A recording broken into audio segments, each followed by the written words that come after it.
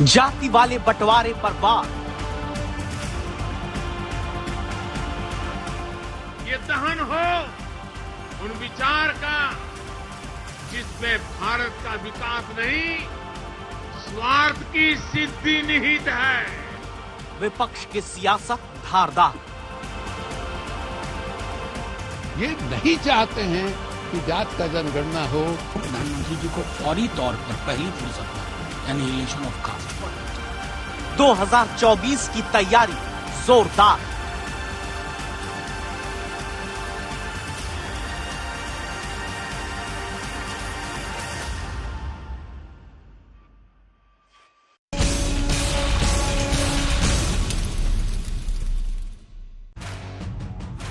जाति में बांटेंगे तभी राज कर पाएंगे। नमस्कार, आप देख रहे हैं हल्ला बोल। आपके साथ मैं हूं अंजना ओम कश्यप। हल्ला बोल में आज हम जाति जनगणना के समर्थन और इसके विरोध में हो रही सियासत पर बात करेंगे। विजयदशमी पर रावण दहन करते हुए प्रधानमंत्री मोदी ने विपक्ष पर जोरदार वार किया। कहा देश को जातिवाद और क्षेत्रवाद के नाम पर बांटने वालों का दहन होना चाहिए।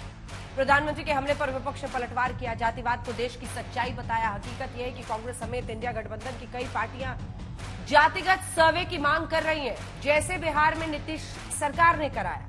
हकीकत यह भी है कि एनडीए की कुछ सहयोगी पार्टियों ने भी जातिगत जनगणना के पक्ष में आवाज उठाना शुरू कर दिया है। सबसे पहले कुछ आंकड़े आपको दिखाते हैं। सबकी नजर आखिर ओबीसी वोट बैंक पर है, इसीलिए हमने कुछ आंकड़े निकाले।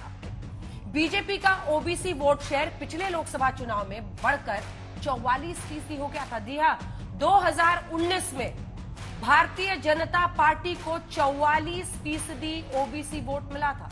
2014 में यह आंकड़ा 34% था। वहीं कांग्रेस का ओबीसी वोट शेयर दोनों चुनाव में 15% रहा है, 14 में भी और 19 में भी। क्षेत्रीय पार्टियों की बात करते हैं। ओबीसी वोट शेयर 2014 में 43% था, जो 2019 में घटकर 27% हो गया। ये तमाम क्षेत्रीय दलों का जो पूरा टोटल शेयर है वो हम आपको बता रहे हैं।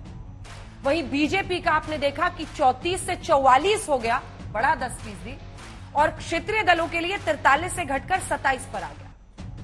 वहीं पर अगर आप देखें, जो 2019 में घटकर 27% हुआ, फायदा बीजेपी को हुआ। अब आपको बताते हैं कि 2018 विधानसभा चुनाव में मध्य प्रदेश में किस जाति ने किस पार्टी का साथ दिया। अगड़ी जातियों ने बीजेपी को 58%, कांग्रेस को 33% वोट दिया। वहीं ओबीसी ने बीजेपी को 48%, कांग्रेस को 41% वोट दिया। दलितों ने बीजेपी को 33% और कांग्रेस को 49% वोट दिया। 30% आदिवासियों ने बीजेपी को वोट दिया, 40% ने कांग्रेस को। अब आइए 2018 विधानसभा चुनाव राजस्थान का हिसाब किताब। 45% ब्राह्मणों ने बीजेपी को और बहुत करीब 39% ने कांग्रेस को वोट दिया। ये बहुत दिलचस्प आंकड़ा है और शायद इसीलिए जाति के आधार पर गणना करने के बावजूद कई सारी राज्य सरकारों पर गहलोत साहब हो या फिर सिद्धारमैया हो, आंकड़े सामने नहीं रखे जा रहे, क्योंकि अगड़ी जातियों ने भी पिछले चुनाव में कम से कम 45% अगर बीजेपी को दिया ब्राह्मणों ने, तो 39% ने कांग्रेस को दिया। 43% राजपूतों ने बीजेपी को, 35% ने कांग्रेस को दिया। एक बार फिर आप देख रहे हैं कि 35% एक साइजेबल परसेंटेज जो है अगड़ी जातियों में, उसने कांग्रेस को भी वोट दिया पिछले विधानसभा चुनाव में राजस्थान में। 50% दूसरी अगड़ी जातियों ने बीजेपी को, 30% ने कांग्रेस को वोट दिया। 26% जाटों ने बीजेपी को, तो 30% ने कांग्रेस को वोट दिया। 46% अन्य ओबीसी ने बीजेपी को, 38% ने कांग्रेस को वोट दिया। अब आपको बताते हैं इंडिया गठबंधन की ओर से कौन कौन पार्टियां जाति जनगणना के साथ हैं। कांग्रेस अब खुलकर मांग कर रही है, लेकिन कर्नाटक में अपने पत्ते नहीं खोल रही है। जेडीयू ने बिहार में जाति जनगणना करवा लिया। आरजेडी भी सपोर्ट में थी। बीजेपी ने भी उस वक्त उसके पक्ष में वोट किया था, लेकिन बाद में पूरे देश का स्टैंड आया तो तस्वीर अलग हो गई। अब देखिए, शरद पवार सपोर्ट में है, डीएमके स्टालिन की तस्वीर आप देख रहे हैं समर्थन में है। अब देखते हैं एनडीए की कौन सी पार्टी जाति जनगणना के पक्ष में है। अजित पवार का गुट, अपना दल यानी अनुप्रिया पटेल जातीय जनगणना का समर्थन कर रहे हैं। तो क्या विपक्ष 2024 के चुनाव में जाति को हथियार बनाकर सत्ता का सपना देख रहा है? क्या बीजेपी को विपक्ष के इस दाव से डर लग रहा है? हल्ला बोल में इन्हीं तमाम सवालों पर चर्चा करेंगे, लेकिन उससे पहले ये रिपोर्ट।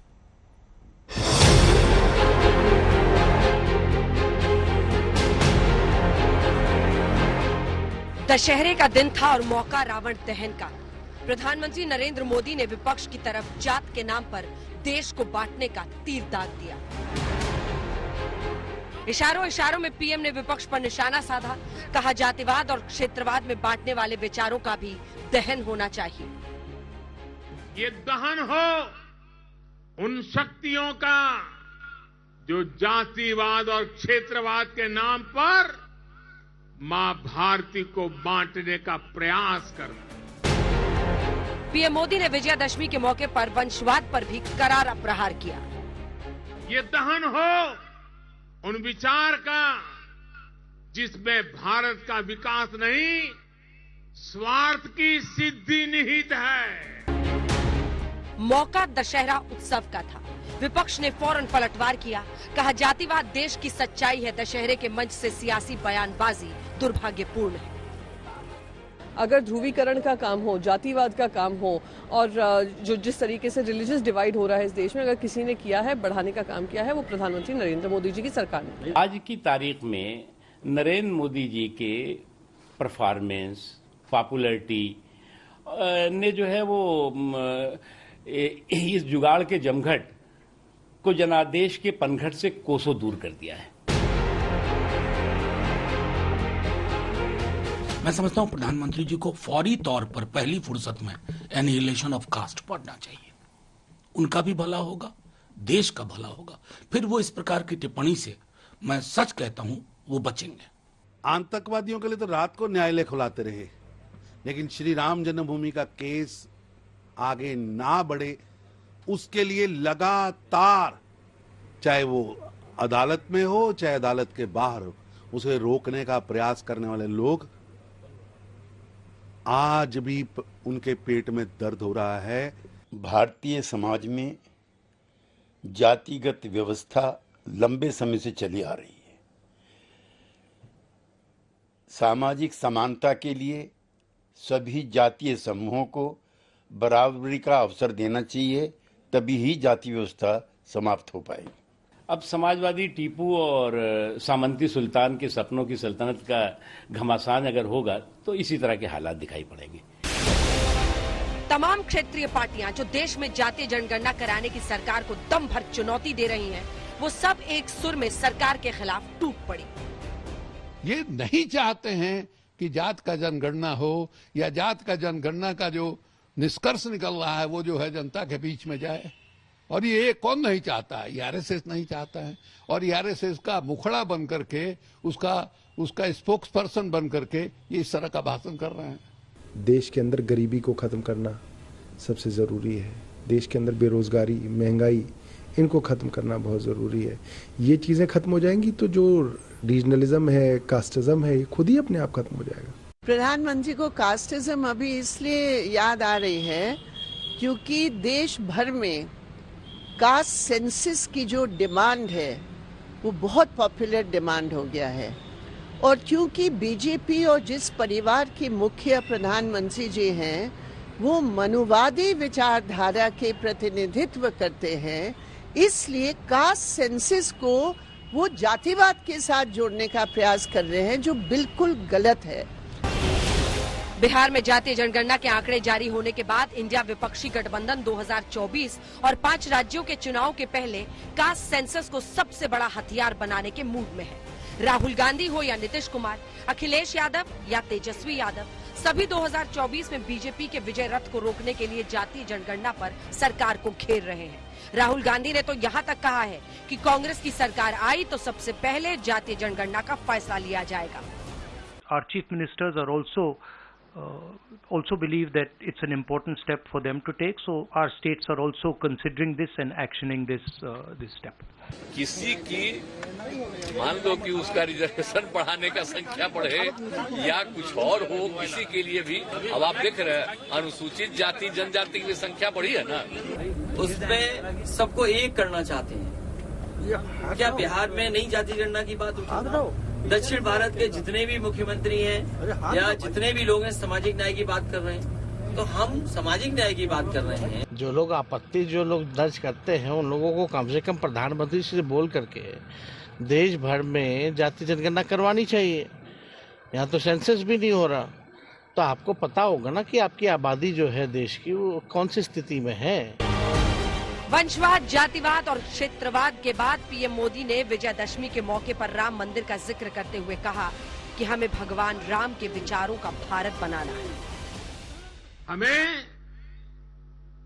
भगवान राम के विचारों का भारत बनाना है। विकसित भारत जो आत्मनिर्भर हो, विकसित भारत जो विश्व शांति का संदेश दे। विपक्ष को भरोसा है कि इस बार वो एकजुट होकर दिल्ली में पीएम मोदी को जीत की हैट्रिक बनाने से रोक देगा। लेकिन बीजेपी लगातार वंशवाद, जातिवाद पर प्रहार करके विपक्ष के वार को कुंद करने की कोशिश कर रही है, क्योंकि वो जानती है कि बिखरा बिखरा विपक्ष कभी भी बीजेपी को मात नहीं दे सकता। उदाहरण मध्य प्रदेश का है, जहां कांग्रेस के खिलाफ समाजवादी पार्टी के साथ साथ अब जेडीयू भी मैदान में है। जो धर्म की राजनीति चलाते हैं उनकी जवाबदेही खत्म हो गई है। वो समझ गए हैं कि चुनाव के समय धर्म की बात कर लो, जाति की बात कर लो, सबके जज्बात उससे जुड़े हुए हैं। सबको डरा लो, सबको कह दो कि हम धर्म की सुरक्षा नहीं करेंगे तो ऐसा हो जाएगा, वैसे हो जाएगा और वोट मिल जाएंगे। प्रधानमंत्री नरेंद्र मोदी हमेशा विपक्षी गठबंधन इंडिया पर आक्रामक रहते हैं और अब विपक्ष इस बात पर भी आग बबूला है कि एनसीईआरटी की किताबों में इंडिया नाम बदलकर भारत लिखा जा सकता है। दरअसल एनसीईआरटी के 25 कमेटियों में से एक पैनल ने सर्वसम्मति से प्रस्ताव को स्वीकार किया है कि किताबों में इंडिया की जगह भारत लिखा जाए। पाठ्यक्रम में हिंदू राजाओं, महापुरुषों की जीत को भी तवज्जो मिलेगी। विपक्षी गठबंधन इंडिया और मोदी सरकार की जंग कई मोर्चों पर चल रही है, लेकिन सवाल ये है कि कास्ट सेंसस के विपक्षी कार्ड से कांग्रेस और क्षेत्रीय दल क्या बीजेपी को घेर पाएंगी? सबकी नजर ओबीसी वोट बैंक पर है। आज तक ब्यूरो। डॉक्टर सुधांशु त्रिवेदी, प्रवक्ता भारतीय जनता पार्टी के सांसद, राज्यसभा के हमारे साथ जुड़ गए। केसी त्यागी जी, नेता जेडीयू के हमारे साथ जुड़ गए। वरिष्ठ नेता अभय दुबे जी, प्रवक्ता कांग्रेस के जुड़ेंगे। बृजमोहन श्रीवास्तव जी, प्रवक्ता एनसीपी, अजित पवार गुट के हमारे साथ जुड़ रहे हैं। सुधांशु त्रिवेदी जी, मामला है आपको जीत की हैट्रिक लगाने से रोकने का, तो क्यों ना वो हर तरीका अपनाए जिससे आपके विजय रथ को रोक सकते हैं? और जो सवाल वो पूछ रहे हैं वो बताइए। वो कह रहे हैं कि आप कास्ट सेंसस को, जातीय जनगणना को, किस जाति की क्या स्थिति है देश में, उसको आप जातिवाद से क्यों जोड़ रहे हैं? देखिए, जाति जनगणना की बात, पहली बात तो मैं कहना चाहूंगा, बचपन से हम लोगों को बताया गया कि भारत में अनेकता में एकता है। वास्तविकता में अनेकता के नाम पे विभाजकता को बढ़ावा देने का प्रयास किया गया। आज एकता से डरे हुए हैं ये लोग। जैसे इनको लगा सब में एकता होने लगी तो ज्यादातर क्षेत्रीय दल एक एक जाति और एक एक क्षेत्र के दल हैं, तो अपनी अपनी जो क्षेत्रीय सामंती व्यवस्था है उसको संभालने के लिए अब अंतिम अस्त्र यही बचा था। कोई बात नहीं, मैं उसका भी जवाब देना चाहता हूं।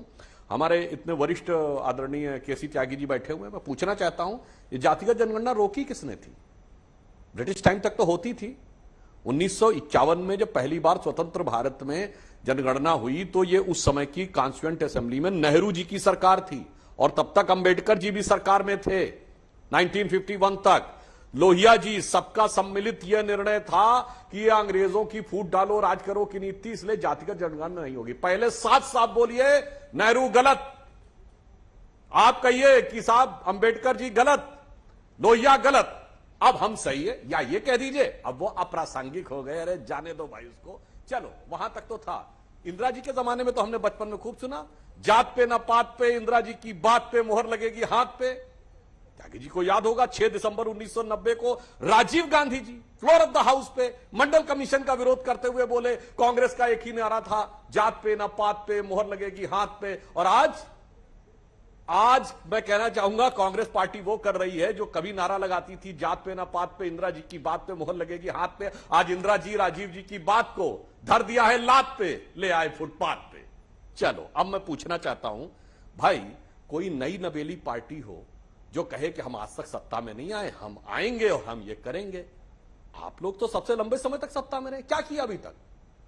कांग्रेस ने सबसे लंबे समय तक इस देश में 50-55 साल हुकूमत की, क्यों नहीं किया 10 साल में? अच्छा, मैं पूछना चाहता हूं, संख्या की बात आती है तो मैं पुनः यह बात रिपीट कर देता हूं, उत्तर भारत में केवल पिछले 20 सालों में हमने मध्य प्रदेश में 3 पिछड़ी जाति के मुख्यमंत्री दिए, उमा भारती जी, बाबूलाल गौड़ जी, शिवराज सिंह चौहान जी। उत्तर प्रदेश में कल्याण सिंह जी, और यूपी बिहार मिला के 4 हमारे डिप्टी सीएम हुए, केशव मौर्य जी, सुशील मोदी जी, तारकेश्वर जी और रेणुका देवी जी। ये 8 में से सिर्फ कल्याण सिंह जी, उमा भारती जी एक जाति के हैं। ये 7 अलग अलग जातियों का प्रतिनिधित्व करते हैं। और यदि मोदी जी को जोड़ लें तो सिर्फ हम पीएम, सीएम और डिप्टी सीएम की बात करें तो 9 में 8 जातियां हैं। इनसे पूछना चाहता हूं, ये बाकी वर्ग 8 जातियां तो छोड़िए, अपनी जाति में एक व्यक्ति बता दें। यदि लालू प्रसाद यादव जी को सत्ता छोड़ने की बात आई तो उनके लिए सामाजिक न्याय का मतलब क्या है? मैं, मेरी बीवी, मेरा साला, मेरा बेटा, मेरा दूसरा बेटा, मेरी बेटी। मुलायम सिंह जी के लिए सामाजिक न्याय का मतलब क्या था? मैं, मेरा भाई, मेरा दूसरा भाई, मेरा बेटा, मेरा भतीजा, मेरी बहू।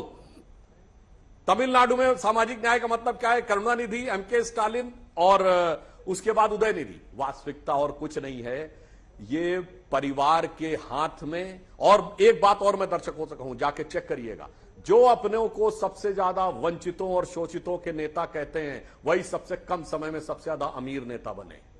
उन्हीं की संपत्ति सबसे ज्यादा जल्दी सैकड़ों करोड़ की पहुंची है। आदरणीय त्यागी जी भी इस बात को डिनाई नहीं कर पाएंगे। गरीब गुरबा की राजनीति करने वाले लालू यादव जी का परिवार आज बिहार का सबसे अमीर परिवार है।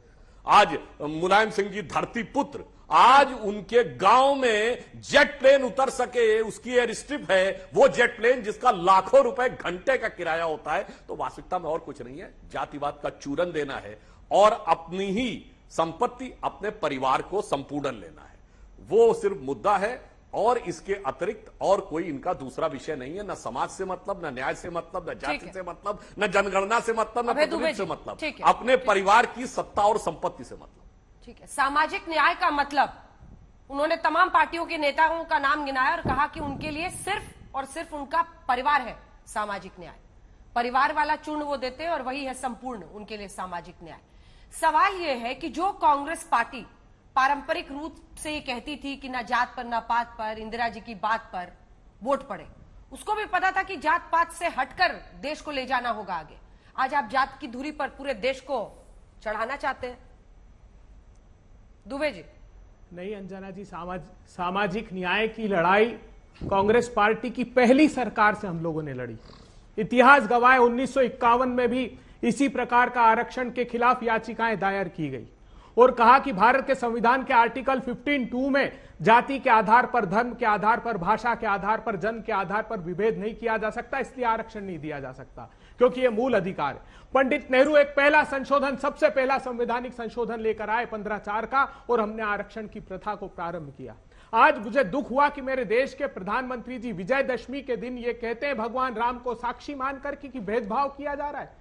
अरे प्रधानमंत्री जी, ये जातिगत जनगणना उस केवट की नाव की तरह है जिसको आप स्वीकृति तो दीजिए, सारे के सारे अंतिम पंक्ति में खड़े हुए लोग भवसागर के पार हो जाएंगे। शबरी के झूठे बेर की तरह है, आप एक बार उसका स्वाद चखने की कोशिश तो कीजिए प्रधानमंत्री जी। मूर्छा में जो आपने अंतिम पंक्ति में पिछड़ों का न्याय 9 वर्षों से डाल दिया, उसके लिए संजीवनी का काम करेगा। आपने शपथ पत्र दिया था महाराष्ट्र बनाम यूनियन ऑफ इंडिया के केस में, आपने कह दिया कि हम जातिगत जनगणना के पक्ष में नहीं है सुप्रीम कोर्ट में शपथ पत्र देकर, और यह कहा कि 7 शेड्यूल की एंट्री 69 जो केंद्र की सूची है उसमें आर्टिकल 246 के तहत कानून बनाने का अधिकार केंद्र का है, राज्य को इसमें हस्तक्षेप नहीं करना चाहिए। कांग्रेस पार्टी और सभी दलों ने मिलकर जो जातिगत जनगणना 2011 में कराई थी, जिसकी हजारों एक्सेल शीट 2014 में रजिस्ट्रार जनरल सेंसस को दी, आपने उस शपथ पत्र में लिखा और कहा कि उसके लिए हमने एक अरविंद पनागरिया की कमेटी बनाई थी जो उपाध्यक्ष थे नीति आयोग के। उसी शपथ पत्र में आप लिखते हैं कि उस कमेटी के ना तो मेंबर बनाए, ना कभी उसकी मीटिंग आपने होने दी। 4 साल से आपने जनगणना रोक कर रखी है, सिर्फ इसलिए कि इस चुनाव तक आप जातिगत जनगणना का न्याय समाज के अंतिम पंक्ति को नहीं देना चाहते प्रधानमंत्री जी। अब पूछिए ना, अजीत पवार से बाहर करिए, फिर वो महाराष्ट्र में ये प्रश्न खड़ा कर रहे हैं कि जातिगत जनगणना होनी चाहिए। उत्तर प्रदेश में आपकी सहयोगी अनुप्रिया पटेल ये प्रश्न खड़ा कर रही है कि जातिगत जनगणना होनी चाहिए। तो फिर दरकिनार कर दीजिए ऐसे लोगों को जो आपकी भावनाओं के खिलाफ बात करते हैं। प्रधानमंत्री जी नहीं, जातिगत जनगणना बाबा साहब अंबेडकर की भावना के अनुरूप, जो राहुल गांधी जी कह रहे हैं, बाबा साहब का स्वप्न अधूरा राहुल गांधी करेंगे पूरा। राहुल गांधी जी ने संकल्प लिया है, सारे इंडिया के दलों ने संकल्प लिया है। जी एक सेकंड आ रही हूँ। राहुल गांधी जी जो सपना पूरा करेंगे बाबा साहब का, उसमें एंड गोल क्या है? जाति जनगणना तो आपको स्टैटिस्टिक्स देगा, नंबर देगा। आप उसके आधार पर क्या करेंगे? क्या आप आरक्षण बढ़ाएंगे? उस पर स्पष्टता लाइए कि करेंगे क्या, एंड गोल क्या है? बिल्कुल स्वाभाविक रूप से अंजना जी, हमने 27% आरक्षण कांग्रेस की सरकार ने मध्य प्रदेश में देने की कोशिश की, 27% आरक्षण हमने छत्तीसगढ़ में देने की कोशिश की, मगर अदालतों ने वो इस आधार पर खारिज कर दिया कि जो एक मुकदमे में निर्णय हुआ था 1993 में इंदिरा साहनी के, जिसमें लिमिट 50% की तय कर दी थी, क्योंकि कोई बेसिस नहीं था प्रधानमंत्री जी देश के पास, क्योंकि जातिगत जनगणना नहीं थी। अगर हमारे हाथ में जनगणना के आंकड़े होंगे तो हम वो न्याय कर पाएंगे। आप याद कीजिए, मंडल कमीशन में सिर्फ सरकारी सेवा के लिए आरक्षण था, लेकिन सोनिया जी ने 2007 में उच्च शिक्षा में जो केंद्र सरकार के अधीन आता था उसमें हमने न्याय दे दिया। काका कालेलकर की कमेटी बनी पंडित नेहरू के समय में, उसके बाद मंडल कमीशन आया जिसकी सिफारिशें भी नरसिम्हा राव जी की सरकार में लागू की। तो सभी सरकारों ने मिलकर काम किया है। प्रधानमंत्री जी, एक बार संगमत हो जाइए, राहुल जी के स्वर में स्वर मिला दीजिए। एक अंतिम अवसर हम इन सब लोगों को न्याय का इनको मिलना चाहिए। देश ने जो तरक्की की है आजादी के बाद, वो समाज के अंतिम पंक्ति में खड़े हुए लोगों को न्याय मिलने के बाद ही की है प्रधानमंत्री जी। उनके न्याय के साथ कुठाराघात मत कीजिए, छोटी राजनीति का शिकार केसी त्यागी जी, फौरन आपके पास आऊं। सुधांशु जी, छोटा सा जवाब बस। बिल्कुल, मैं 3 पंक्ति में जवाब देता हूं। अभय जी ने या तो मेरी बात सुनी नहीं या उनको पता है कि विद्वान प्रवक्ता है, कांग्रेस के विद्वान प्रवक्ताओं में से एक मानता हूं, मगर आज क्या करें, बचकानी बात करनी है। न नेहरू का जवाब, न इंदिरा का जवाब, न राजीव गांधी का जवाब। और मान्यवर आप क्या बोल गए? काका कालेलकर की रिपोर्ट कमेटी कब बनी? 1953 में। त्यागी जी बैठे, पता 1977 तक 24 साल कंटिन्यूअस आपकी सरकार रही, इंप्लीमेंट नहीं किया। मंडल कमीशन बना 78 में, रिपोर्ट आई 80 में, इंदिरा गांधी आ गई, 89 तक आपकी सरकार रही, दाब के बैठे रहे। इसीलिए आपसे कहना चाहते हैं, एक बार बोल तो दीजिए कि नेहरू, इंदिरा, राजीव, अब उनकी बातें बेकार हो गई हैं, हम करना चाहते हैं। और मान्यवर आप क्या बोल जाते हैं? इंदिरा साहनी वर्सेस केस में सुप्रीम कोर्ट ने 1993 में जजमेंट दिया। किसकी सरकार थी 1993 में? केंद्र में कांग्रेस की सरकार थी ना। और मैं चुनौती से कहता हूं, दिखाइए जजमेंट में कहां लिखा है कि गणना नहीं थी इसलिए 50% किया। सुप्रीम कोर्ट ने यह कहा था, उसका आधार यह बनाया था कि रिजर्वेशन किसी भी कीमत में आधे से अधिक नहीं हो सकता, यह उसने आधार बनाया था। और आपकी सरकार ने उसको कोई कॉन्टेस्ट नहीं किया था, नरसिम्हा राव की सरकार ने। इसलिए मैं विनम्रता से पूछता हूं, एक बार कहिए, नेहरू गलत, इंदिरा जी गलत, राजीव गांधी गलत, नरसिम्हा राव गलत, सोनिया गांधी की नेतृत्व में परोक्ष रूप से चलने वाली मनमोहन सिंह की सरकार गलत। और आज जब मैं हर चीजों में गलत साबित हो गया हूं, तो मोदी जी से लड़ने के लिए कोई भी तरीका सही हो या गलत, उसे मैं स्वीकार करने को तैयार हूं, क्योंकि अपने पुरानी चीजों के एक चीज का जवाब। अभय जी, फिर आप दोनों की बीच में ये पूरी डिबेट फंस जाएगी। नहीं, सिर्फ 10 सेकंड, 10 सेकंड मतलब 10 सेकंड का रिप्लाई दूंगा, बिल्कुल 10 सेकंड। इंडिया जो काका कालेलकर कमेटी है, उसमें जो एकमात्र ओबीसी के सदस्य थे शिवदयाल चौरसिया, उनका 89 पेजेस का डिसेंट था। उन्होंने कहा कि ये जो आरक्षण का आधार है, ये आर्थिक आधार नहीं हो सकता, जातियों के साथ अन्याय हुआ है। इंदिरा गांधी ने 2 बार मंडल कमीशन को 2 बार एक्सटेंशन दिया, और मंडल कमीशन अंततः नरसिम्हा राव जी की समिति ने, की सरकार ने लागू किया है। कहां हैं आप? सिर्फ आरोप लगाना बंद कीजिए, न्याय कीजिए उस अंतिम पंक्ति में लोग खड़े लोगों के साथ। हम तो यही आग्रह हमारे प्रधानमंत्री जी से कर रहे हैं। विद्वानों के इतना बड़ा झूठ बोल गए। झूठ बिल्कुल नहीं, गलत बात। लागू किया था, समय अब करें नरसिम्हा राव ने लागू किया। बिल्कुल गलत। अब लीजिए, त्यागी जी से चुनौती देता हूं, नोटिफिकेशन जो 5 और 6 अगस्त 1990 नोटिफिकेशन जारी हुआ, वो नरसिम्हा राव जी की सरकार में जारी हुआ, देख लीजिएगा। ठीक है, इस पर भी प्रकाश अपने अनुभव से डाल दीजिएगा आप त्यागी जी। लेकिन मेरा प्रश्न, एक सेकंड, लागू किया बीपी सिंह ने, मामला गया कोर्ट में मामला फंसा, कोर्ट के जजमेंट के बाद नरसिम्हा राव सरकार लागू ना करती तो क्या करती भाई? इतना झूठ। केसी त्यागी जी, एक सेकंड प्लीज रुक जाइए। केसी त्यागी जी, मेरा प्रश्न आपसे ये है कि सवाल ये है कि एंड गोल क्या है कास्ट सेंसस का? बात तो वहीं पर जाकर अटकती है। अगर सुप्रीम कोर्ट की रूलिंग है 50% वाली, तो ऐसे में आप प्रॉमिस क्या करते हैं? कास्ट सेंसस के बाद आप क्या करेंगे? और कुछ तो जवाबदेही होनी चाहिए। अगर इतने दशकों में आजादी के बाद ये जाति के आधार पर समानता के झंडा बरदार पार्टियां आरक्षण लागू होने के बावजूद अगर आज उन जातियों को आगे नहीं ला पाई है, तो उसकी क्या वजह हो सकती है? और क्या उसमें और आरक्षण बढ़ा देना उनको समानता ला देगा, या कहीं पर मूलतः कमी है? क्या जिस पार्टी के साथ आप गठबंधन में हैं उस पार्टी में, चाहे आप बिहार देख लीजिए या यूपी देख लीजिए, क्या एक या दो जो जातियां प्रबल थीं ओबीसी में भी, उनको सबसे ज्यादा फायदा नहीं होकर रह गया? और उस जिसकी बात होती है कि एक ट्रेन में बार बार कोई कितनी बार एक ही परिवार से चढ़ेगा, एक परिवार का चढ़ गया तो अगले को मौका मिलना चाहिए, बहुत सारी बातें होती है, लेकिन होता कुछ नहीं है। अगर आप सामाजिक न्याय का मतलब ये तो नहीं हो सकता ना कि लालू प्रसाद यादव के बाद तेजस्वी यादव, राबड़ी देवी, तेजस्वी यादव के साथ उनके परिवार के लोग, भाई बहन, ये तो नहीं हो सकता ना सामाजिक न्याय। सब पर आपका जवाब। अंजना जी, आपने लंबी फहरिस्त कर दी सवालों की। मेरे विद्वान मित्र सुधांशु जी ने अपनी पार्टी का व्यू पॉइंट रखा। मैं सुधांशु जी बहुत निरंतरता के साथ प्रधानमंत्री के कल के वक्तव्य से निराश हुआ। प्रधानमंत्री दर्जनों अवसरों पर कह चुके हैं कि मुझे गर्व है कि मैं पिछड़ी जाति का। बिहार में, आरा में भी और मुजफ्फरपुर की सभाओं में उनका वक्तव्य है, चूंकि आप रोज पढ़ते हो और ज्यादा पढ़ते हो मुझसे भी, इसलिए रिफ्यूट नहीं करेंगे कि वो दिन चले गए जब भारतीय जनता पार्टी एक या दो जातियों की पार्टी हुआ करती थी। अब ये पिछड़ों की है, अति पिछड़ों की है, दलितों की है, महादलितों की है। आप जैसे विद्वान प्रवक्ता रोज अपने वक्तव्यों में कहते हैं कि 27 मिनिस्टर हमने पिछड़ी जाति के बनाए हैं। आप अपने वक्तव्यों में रोज कहते हैं 85 या 87 MP हमारे पिछड़ी जाति के हैं। तो जब आप अपने को गौरवान्वित करने के लिए और राइट साबित करने के लिए अपने को पिछड़ा भी बताते हो, अति पिछड़ा भी बताते हो, तब ये बहस गौण हो जाती है। और जब हम कहते हैं तब हम जातिवादी हो जाते हैं। अंजना जी, कल दो वक्तव्य आए, एक प्रधानमंत्री का और एक सुप्रीम कोर्ट के चीफ जस्टिस का। मैं वो भी पढ़ के सुना दूं। चंद्रचूड़ जी ने कहा है कि पूरे इतिहास में हाशिए पर रहे सामाजिक समूहों को भयानक एवं गंभीर गलतियों का सामना करना पड़ा है। उन्होंने कहा कि भारत में जातिगत असमानताएं पिछड़ी जातियों के लाखों लोगों को प्रभावित कर रही हैं। उसमें दलितों का भी जिक्र किया, आदिवासी समुदायों का भी, महिलाओं का भी, अल्पसंख्यक समुदाय के प्रणालीगत उत्पीड़न का भी, वगैरह वगैरह वगैरह।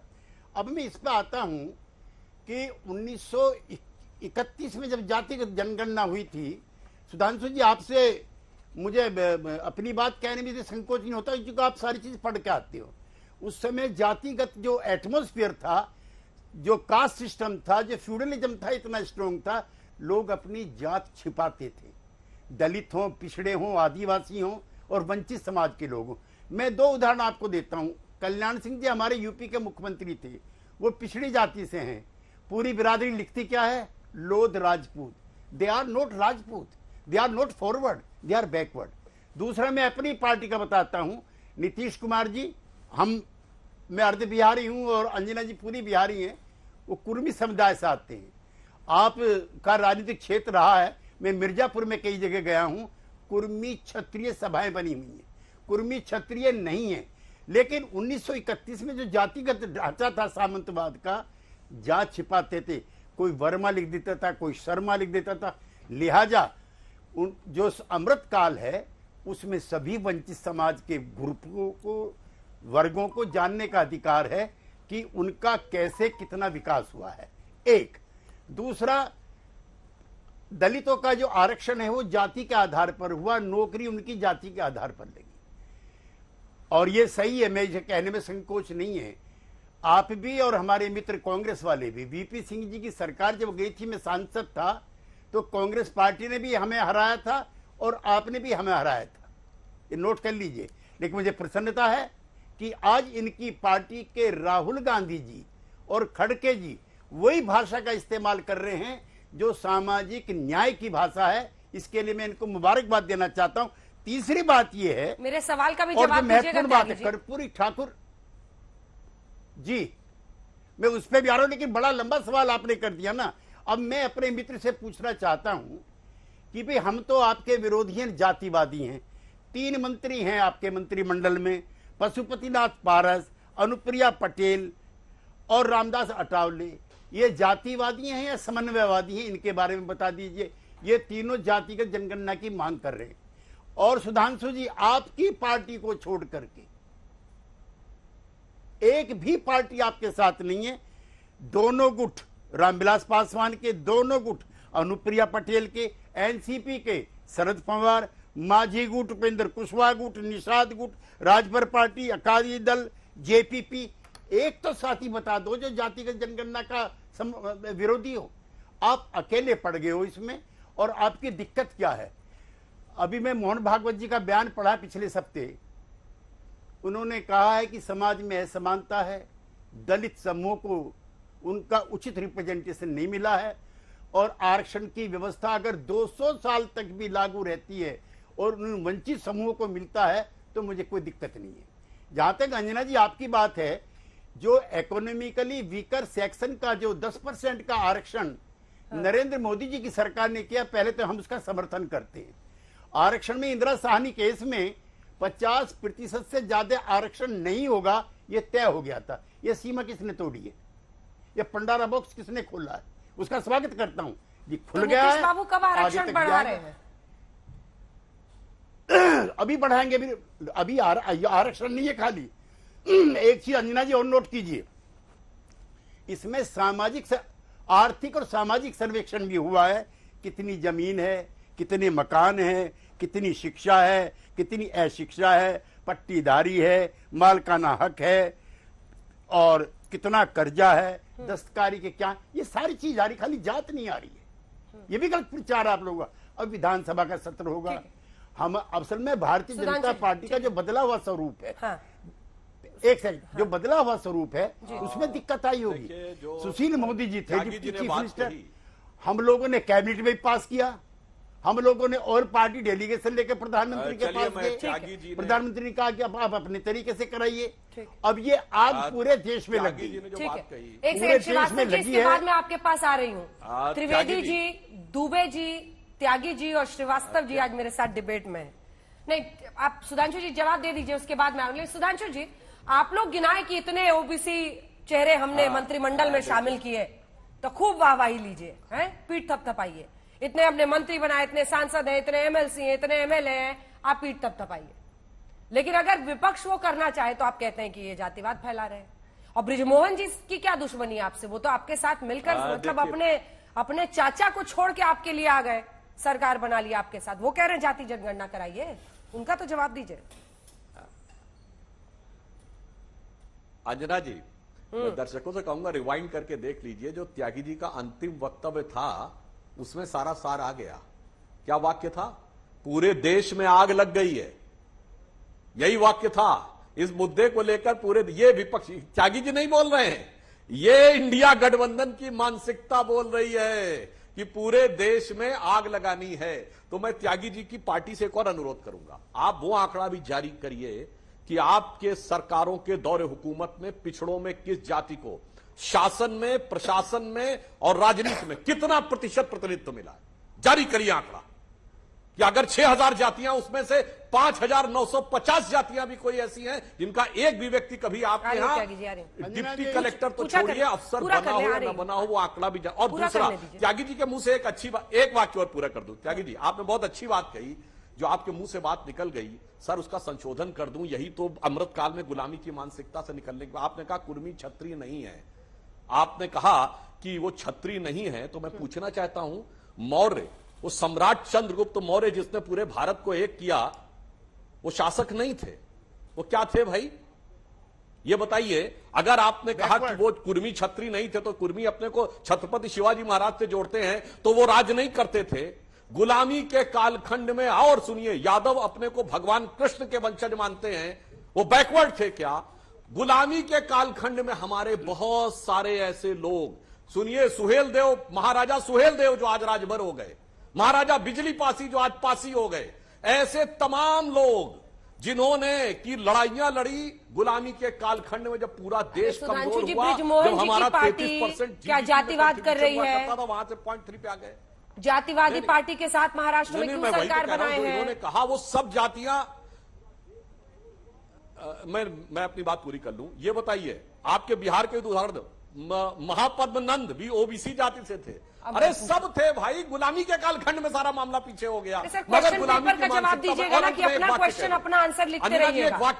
सुधांशु जी, अरे सांसद जी, अंजना जी, क्वेश्चन का तो जवाब दीजिए ना। अगर बृजमोहन जी की पार्टी भी जातिवाद कर रही है, क्योंकि वो भी कास्ट सेंसस के पक्ष में है, तो क्या आप जातिवाद पार्टी के साथ सरकार चला रहे हैं? अरे तो ममता बनर्जी का स्टैंड क्या है और केजरीवाल का स्टैंड क्या है? अंजना जी ये बताइए। अच्छा इनसे पूछिए केजरीवाल का स्टैंड क्या, ममता बनर्जी का स्टैंड क्या है। इसलिए सब पार्टियां अपने अपना स्टैंड दे रही, मगर एक बात मैं दर्शकों से छोटा सा बोलिएगा क्योंकि मुझे बंगाल की सरकार ने अभी ब्रिजमोहन जी वहां एक लाइन, दो सवालों बस 2 लाइन से ज्यादा नहीं बोलूंगा। अच्छा ठीक है अंजना जी 2 लाइन से ज्यादा नहीं बोलूंगा। बोल लीजिए 2 लाइन से ज्यादा नहीं बोलूंगा। 2 लाइन से ज्यादा नहीं। बस देखिए ममता बनर्जी ने 71 जातियों को पिछड़ों में ऐड किया जिसमें 65 मुस्लिम थी। पिछड़ों का कोई अलंबरदार उत्तर से दक्षिण तक नहीं बोला। जामिया मिलिया एएमयू में दलित पिछड़ों का आरक्षण समाप्त कर दिया गया, कोई नहीं बोला। कश्मीर में एससी एसटी को आरक्षण नहीं मिलता था, कोई नहीं। वोट बैंक के तराजू पे तौलते हैं। मुसलमानों को फिलिस्तीन तक जोड़े रहो और हिंदुओं को अगड़े पिछड़े में तोड़े रहो। हो सकता है इरेडिकेशन ऑफ सनातन धर्म कॉन्फ्रेंस में से ही कोई चीज निकली हो, क्योंकि उसके बाद ये बातें ज्यादा कही जा रही। ठीक है ब्रिजमोहन जी, इसके बाद आप बोलेंगे। त्यागी जी बस बोलने 2 लाइन बोलना चाह रहे थे। हाँ, आग लगाने वाली बात पे शायद आपने मैं 3 लाइन बोलूंगा। हाँ। मैं 3 लाइन बोलना चाहता हूं। एक तो सुधांशु जी, आपने जो सामाजिक न्याय के नेता हैं वो परिवारवादी और भ्रष्ट हैं, तो मैं चाहता हूं नीतीश कुमार जी के बारे में आपकी क्या राय है। आपके प्रधानमंत्री ने तो ये कहा है कि डॉक्टर लोहिया, जॉर्ज फर्नांडीज और नीतीश कुमार से ज्यादा सच्चा देश में कोई समाजवादी नहीं है। तो एक तो आप अपनी प्रतिक्रिया उस पर बता दीजिए, नंबर 1। नंबर 2, कर्पूरी ठाकुर पहले नेता थे जिसको आपकी पार्टी ने हटाया 1978 में, जब मुंगेरी लाल कमीशन आया। आप भी सुन लीजिए अंजना जी। हाँ। उन्होंने आरक्षण का बंटवारा किया। 12% अति पिछड़े, 8% पिछड़े, 3% देश की राजनीति में सबसे पहले महिलाओं के आरक्षण की बात उठाई कर्पूरी ठाकुर ने। इकोनॉमिकली वीकर सेक्शन को 3%, महिलाओं को 3%। आपने तो वो भी सरकार गिरा दी। फिर वीपी सिंह की सरकार आई, आपने तो वो भी सामाजिक न्याय की सरकार गिरा दी। और अब 2017 में जस्टिस रुक्मणी आयोग बैठा, कमीशन बैठा, उसकी रिकमेंडेशन 13 बार उसका कार्यकाल बढ़ा। मैं चाहता हूं अगर अति पिछड़ों से मोहब्बत है, अगर जो वीकर सेक्शन के अंदर वीकर सेक्शन है, अंजना जी आप भी उनके लिए चिंतित थी, मैं चाहता हूं जस्टिस रोहिणी कमीशन की रिकमेंडेशन लागू की जाए, प्रकाशित की जाए, तब हम मानेंगे। एक बार बोलने फिर सुधांशु जी एक साथ जवाब दीजिएगा प्लीज। श्रीवास्तव जी, मुझे पता है कि त्रिवेदी जी, दुबे जी और त्यागी जी बोलते रह गए।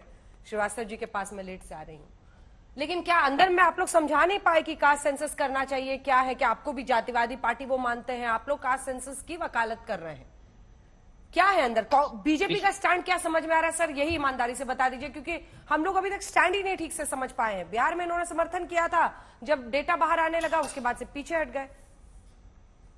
अंजना जी देखिए, भारतीय जनता पार्टी का जो स्टैंड है वो तो अभी त्रिवेदी साहब ने बताया ही है।